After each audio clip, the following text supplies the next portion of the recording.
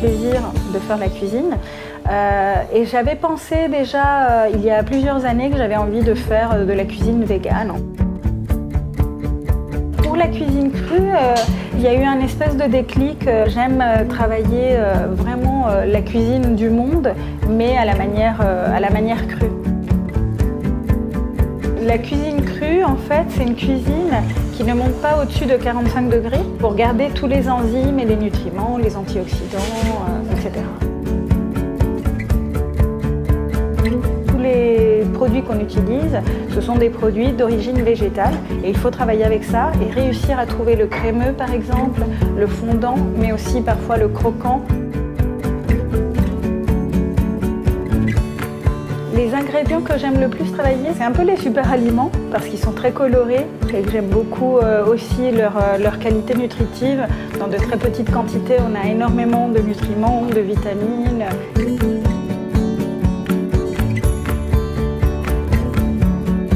Ma cuisine crue, je dirais qu'elle est très chaleureuse parce qu'elle est teintée aussi de mes origines et de ma vie, c'est-à-dire que j'ai vécu beaucoup en Amérique latine, je suis argentine aussi. C'est en fait l'envie de créer du nouveau et puis de faire voyager à travers les papilles vers d'autres horizons. Mon activité aujourd'hui me permet de faire connaître et le véganisme et la cuisine crue, mais pas forcément dans le militantisme en fait. Quand je suis devenue végétalienne, je savais que ça allait apporter beaucoup de questions, qu'il allait y avoir des jugements, y compris de la part de mes proches éventuellement. Donc je m'étais préparée à ça et je m'étais dit que je ne devais à aucun moment ni m'énerver, ni que j'allais répondre de manière bienveillante à toutes les questions et de manière ouverte. Pour beaucoup de végétaliens, c'est douloureux au niveau de leur famille, même si le terme peut sembler un peu fort, quand on est jugé, c'est toujours un peu difficile à vivre.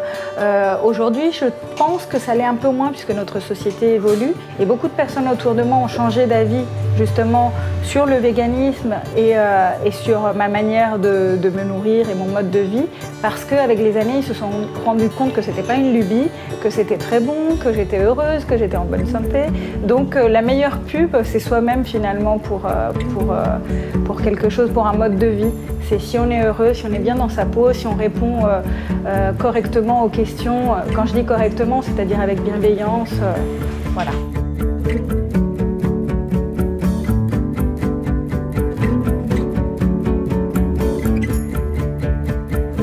Donc vous avez une petite tartelette patates douces et courge butternut avec une pâte, un fond de pâte à base de noisettes et de cacao. Tout est sans gluten, tout est pour les personnes qui sont un peu allergiques aussi, c'est ce qui est bien dans la cuisine crue. Là, tout ce qui est sucré, c'est sucré naturellement. Voilà, je vous laisse déguster.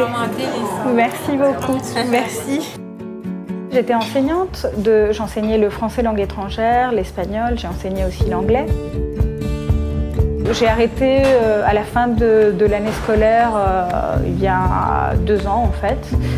Et voilà, et ça a été un grand moment puisque c'était un moment où je prenais un grand risque puisque j'avais plus un travail avec quelqu'un au-dessus de moi qui décidait pour moi et qui me payait. Donc c'est une grande responsabilité d'être son propre patron finalement. Ça remet en question beaucoup de choses et puis on compte que sur soi pour vivre. Voilà. Beaucoup de gens ont eu peur pour moi, mais moi j'ai jamais eu peur. Et même dans les moments où c'est un peu difficile quand on est son propre patron, c'est pas toujours évident financièrement justement. Mais c'est pas quelque chose qui me fait peur, au contraire c'est un moteur et je sais que ça dépend, c'est pour ça que je dis que ça dépend de la personnalité de chacun parce que j'ai pas besoin, je me sens en sécurité avec des choses différentes peut-être. C'est pas l'argent qui m'apporte la sécurité, c'est pas un travail qui m'apporte la sécurité, c'est comment moi je me sens dans ma vie et d'être en cohérence avec moi-même, ça m'apporte la sécurité.